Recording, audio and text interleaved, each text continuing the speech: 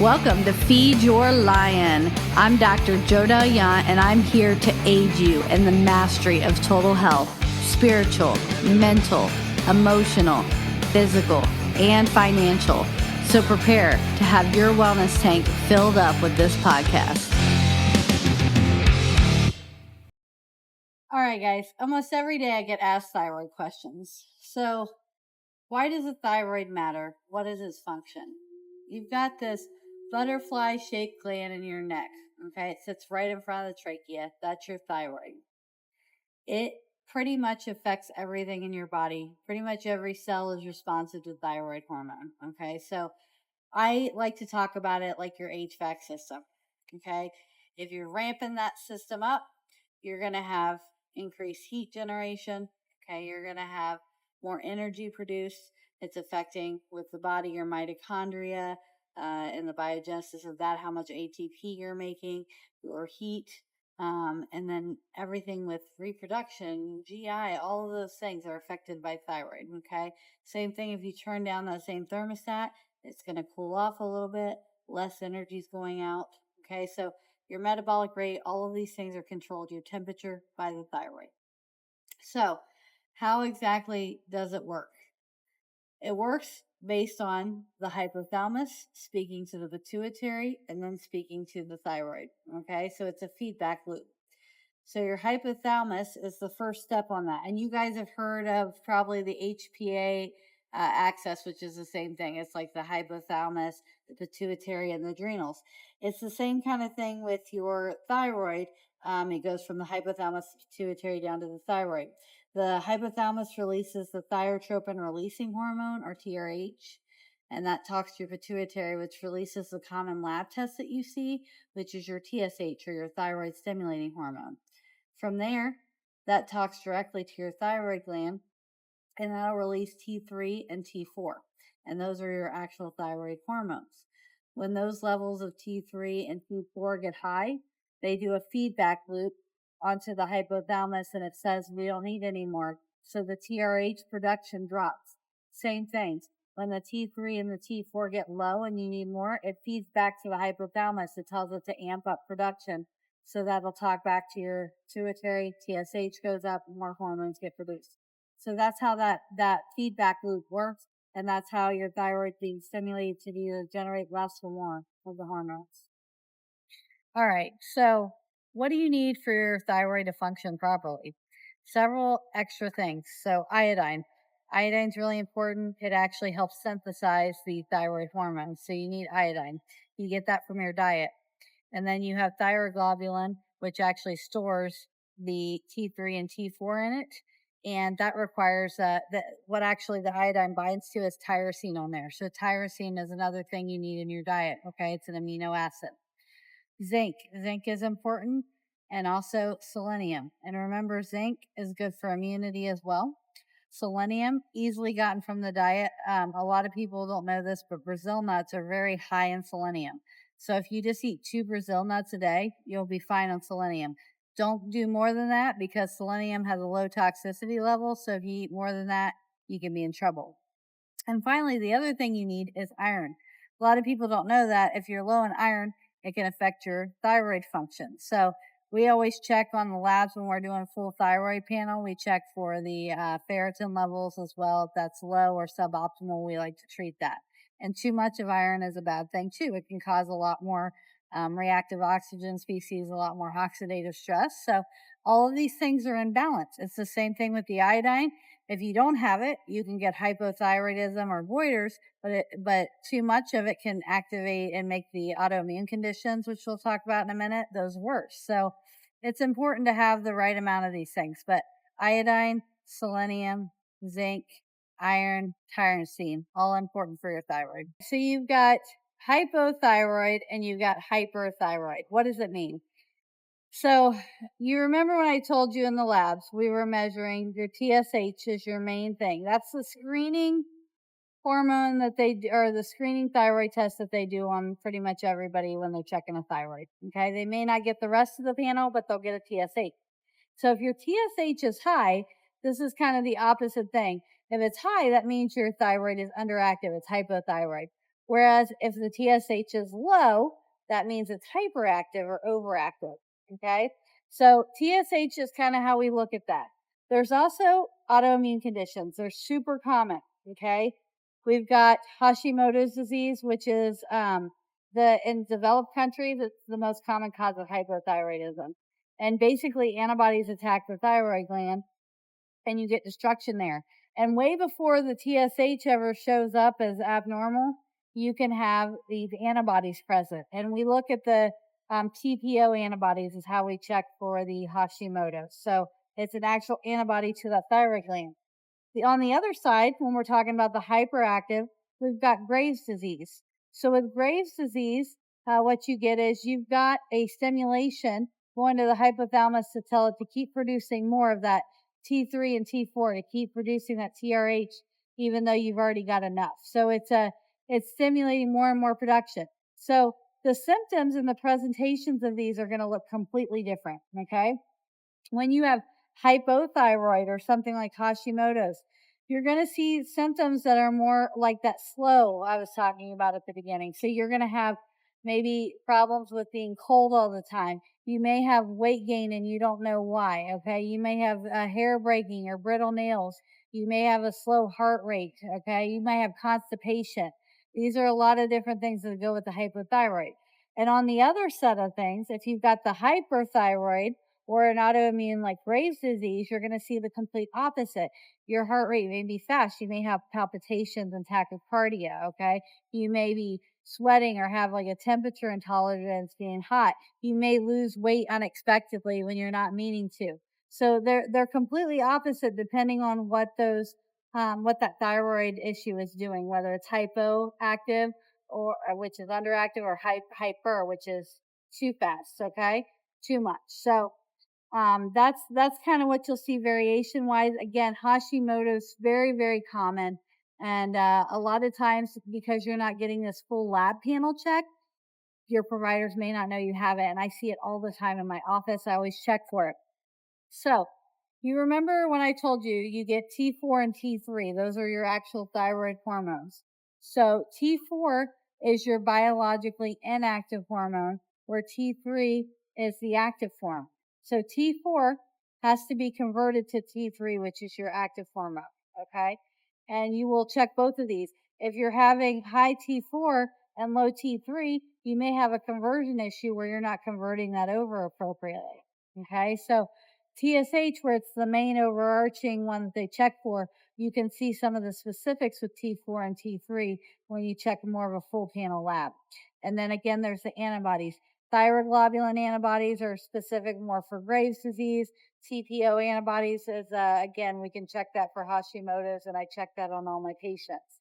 So that's kind of how we use those labs and how we determine whether somebody's got hypothyroid or hyperthyroid. And it's two different, very different treatment regimens for those two. So now we know what we're looking for in the lab. So, what are the treatments typically? If you have a hypothyroid condition, usually you're going to see most commonly your doctors are prescribing Synthroid or levothyroxine. Okay, that's the common one everybody's on.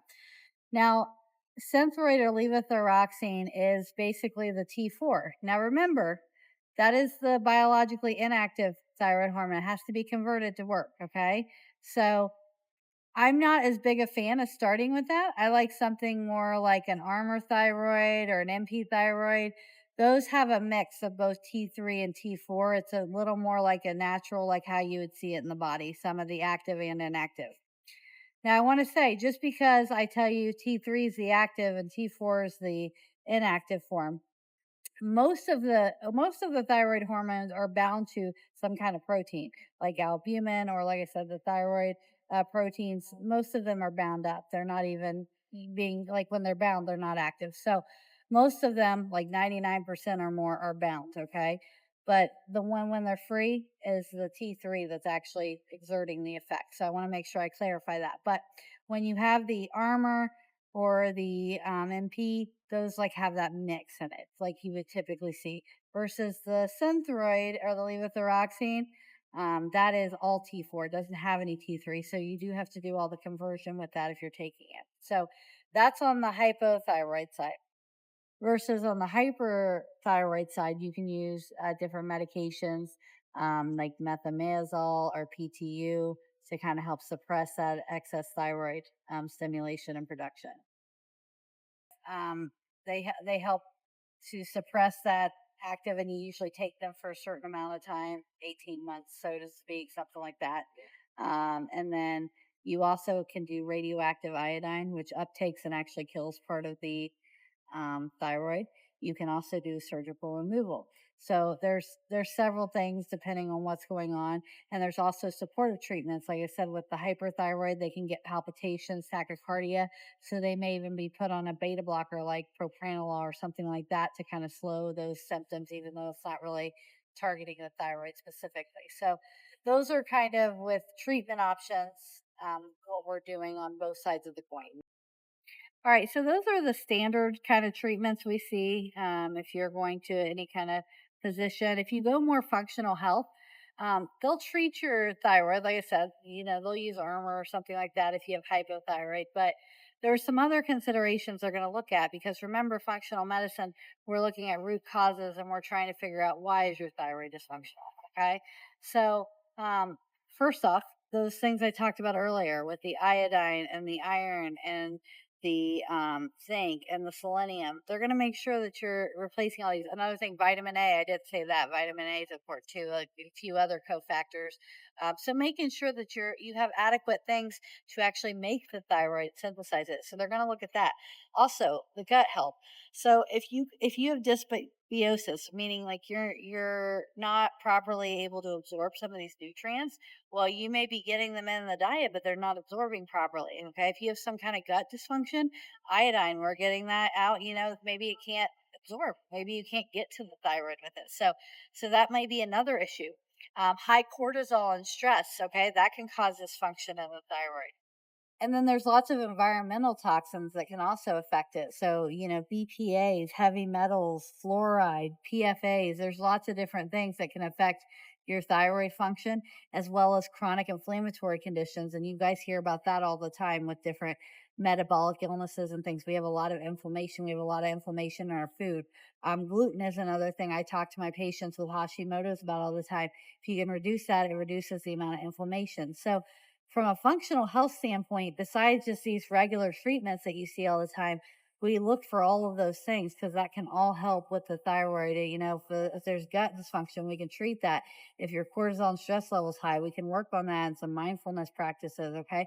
If there's some kind of environmental toxin, let's work to clean it up. If you've got some heavy metals or something, we can detox that. And inflammation, we can get that down through our diet and through physical activity and things. So, we're always from a functional health standpoint going to try to treat more than just with medications for thyroid issues.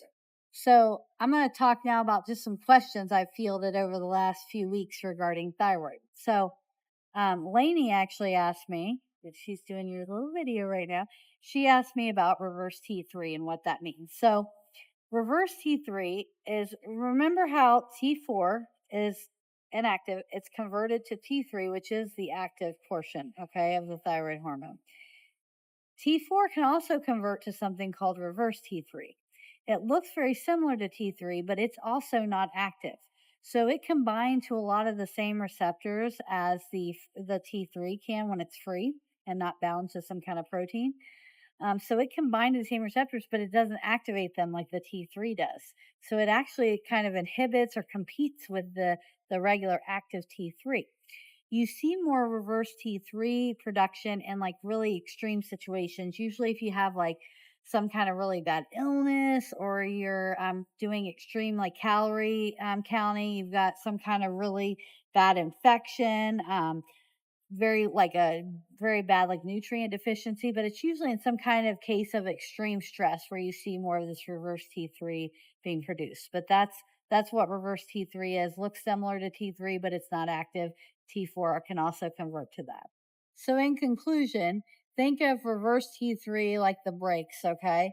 Where your active T3, free T3, is going to go and stimulate things, get things moving. You're hitting the gas pedal on that one. The reverse T3 is slowing everything back down. It's binding but not doing anything. Okay. All right. Another question I've been asked: why am I taking thyroid medicine and I don't feel like it's working, or I still feel bad? It doesn't feel like it's doing anything. Well, there's several reasons.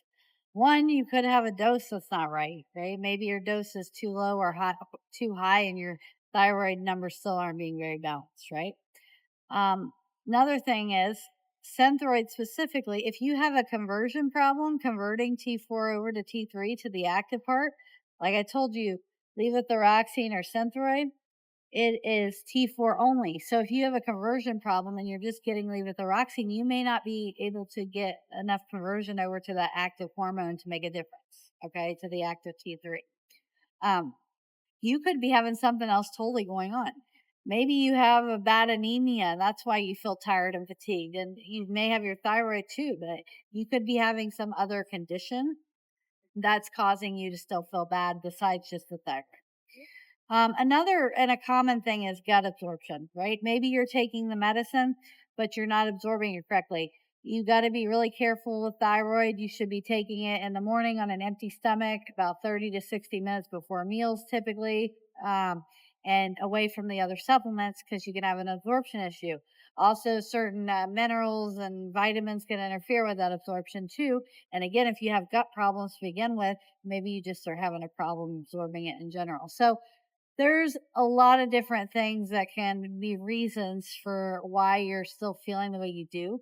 So you still need further evaluation, further testing. You may have to play with the dosing for a little bit. You may have to play with when you're taking it and watch what other supplements you're doing. Maybe you need treatment for other conditions. There's several reasons, why, and maybe you need to switch from like a Synthroid to like an Armor. Okay. So there's a lot of different reasons that you still may be feeling bad even with treating your thyroid condition. I've also been asked what the difference was between like a goiter and a nodule. Okay, so you can just have general swelling, like on exam. You might feel general swelling of it might be larger than what it should be on exam. Okay, a goiter is like the whole tissue, the whole gland is enlarged. You usually see that with like autoimmune things, so Hashimoto's. You can see that with an iodine deficiency. You can see that with thyroid. There's a lot of different conditions where you can have like a uniform swelling. There's also, to make that a little more complicated, there's multinodular goiters, which are several different lumps in there, but it's still a uniform swelling. Okay, with a nodule specifically, you're talking about a localized area of that tissue. So a lot of these are benign. So cysts can do that. You can have a cyst on your thyroid. You can have some kind of like infection or inflammation that cause that. Or, a smaller percentage of these can be cancerous. There are thyroid cancers that need addressed. So a lot of them are a watch and wait. They'll get an ultrasound. If they're suspicious or the nodule gets to a certain size, they may do a fine needle aspiration of it to check it for cancer and that kind of thing. Um, it only becomes a problem if you get really big, if it's a benign thing, and it can be pressing on like the esophagus or the trachea there and cause some issues with swallowing or like that kind of sensation that, there's something there in your throat. So those can be an issue and may need to be removed at that point if you're having that kind of trouble. But for a lot of the benign ones, it's kind of watch your weight, and you may again have to treat like the thyroid dysfunction or the autoimmune condition. But that's kind of the difference, more of a uniform of the whole gland versus a specific area. I'm going to do a wrap up. You ready? Time to wrap up on the thyroid. So, what have we talked about? We've talked about the various thyroid conditions, the autoimmune conditions, hypothyroid, hyperthyroid, and the differences. How hyperthyroid is more of the tachycardia, palpitations, anxiety, where the hypothyroid is more of the cold intolerance and the weight gain that you can't explain, and constipation, and just different symptoms. They affect so many different things. Our thyroid works on all kinds of places in our body. Pretty much every cell is receptive to some kind of thyroid hormone. So just think of it as the regulator. It's like the HVAC of your house, okay? We've talked about the different lab tests and how a TSH, where it's a good screening tool, it's very sensitive, but it doesn't cover everything. It doesn't tell you everything that's going on. So like doing the T3, which is the active form, and the T4, which is the inactive that converts over, and also checking those antibodies like the TPO or thyroglobulin antibodies can give us a bigger picture of what's going on and the autoimmune conditions. We've talked about treatment plans, both from a conventional medicine standpoint, but also from a functional medicine standpoint, and why some of the things you're doing may not be working exactly for your thyroid. So, and then we answered some of those questions about, goiters and nodules and what reverse T3 is. And again, there's so much more. We could go on and on for hours about the thyroid and all the things it does, but it is a big thing. You need to support it. You need to have those cofactors, and you need to make sure you're getting adequate nutrients, watching the inflammatory things, having good gut health, all to support your thyroid. So that kind of wraps up the thyroid. I hope it answered some of your questions. And again, follow us on the Feed Your Lion podcast. If you guys have any specific questions about different things, shoot us a line. Follow our Facebook page, the Feed Your Lion Facebook page. Ask us some questions. I'd be happy to address them. The week 3 of the podcast, we tend to do more question based and do little mini lectures based off what questions you guys have. So anything related to the thyroid or any other medical or health in general thing you want to know, shoot us a line so we can address that in a further podcast. And just for fun, because there was a lot of chaos today when we attempted to film this little podcast, even though it's short. And so we attached a little blooper roll. The St. Bernard decided to flip the Starbucks table at one point, and fire trucks and lots of things happened. So enjoy the little blooper roll. Goiters, which are these lumps you can actually feel